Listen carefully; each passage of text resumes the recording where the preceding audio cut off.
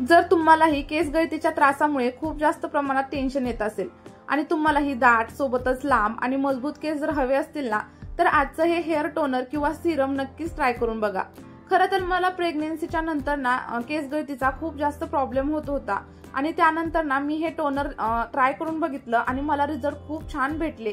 त्यामुळे मला असं वाटलं की हे टोनर तुमच्यासोबत देखील शेअर करावं। चला तर मग बघूया आपण की हे टोनर कसं बनवायचं। त्यासाठी बघा एका पातेल्यामध्ये 1 ग्लास आपल्याला फिल्टर वॉटर घ्यायचं आहे आणि त्यानंतर याच्यामध्ये 1 चमचा लवंग आणि सोबतच 1 चमचा काळी मिरी टाकली। आता यामध्ये ना ऍक्टिव्ह कंपाऊंड्स खूप जास्त प्रमाणात असतात जे स्कॅल्प मधील ना रक्ताभिसरण वाढवतात आणि त्यामुळे ना आपल्या केसांना ऑक्सिजन आणि न्यूट्रिएंट्स मिळतं आणि केसांची वाढ जलद आणि खूप जास्त हेल्दी प्रकारे होत असते। त्यानंतर जो दुसरा पदार्थ आहे ना तो आहे ओनियन पील्स म्हणजे आपले कांद्याचे टरफले, ज्यामध्ये ना अँटीऑक्सिडंट आणि न्यूट्रिएंट्स विटॅमिन्स खूप जास्त असतात। त्यामुळे आपले अकाली पांढरे होणारे केस आणि सोबतच केस गळणं देखील कमी होण्यासाठी मदत होते। त्यानंतर बघा तिसरा इन्ग्रेडियंट आहे ना तो आहे रोजमेरी लीव्स। जर तुमच्याकडे फ्रेश असतील तर फ्रेश घ्या किंवा ड्राय घेतले तरी चालतील, तुम्हाला ऑनलाईन किंवा ऑफलाईन मिळून जातील। रोजमेरी मध्ये ना अँटीऑक्सिडंट भरपूर प्रमाणात असतात, त्यामुळे आपले केस ना मजबूत होतात आणि गळणं देखील खूप जास्त प्रमाणात कमी होऊन जातं। आता सगळ्यात शेवटचा आणि महत्त्वाचा इन्ग्रेडियंट आहे तो म्हणजे आपले फेनिग्रीक सीड्स म्हणजे मेथीदाणा। आता मेथीदाणा प्रोटीनने भरपूर असतो, त्यामुळे आपल्या केसांची जी मुळं असतात ना ती खूप स्ट्रॉंग होतात आणि डॅन्ड्रफ देखील कमी होण्यासाठी मदत होत असते।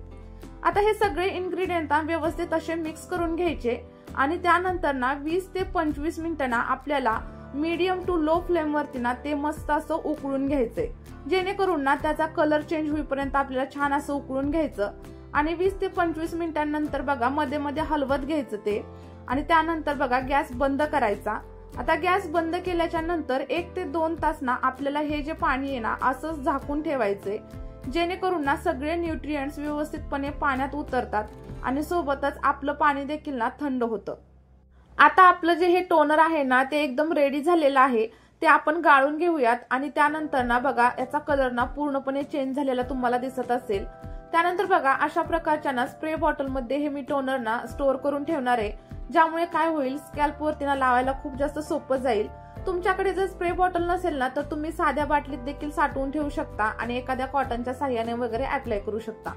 हे जे टोनर आहे ना ते एकदम नॉन स्टिकी आहे, त्यामुळे तुमच्या केसामध्ये जरी ते राहिलं ना तर अजिबात तुम्हाला प्रॉब्लेम वगैरे काहीच येणार नाही।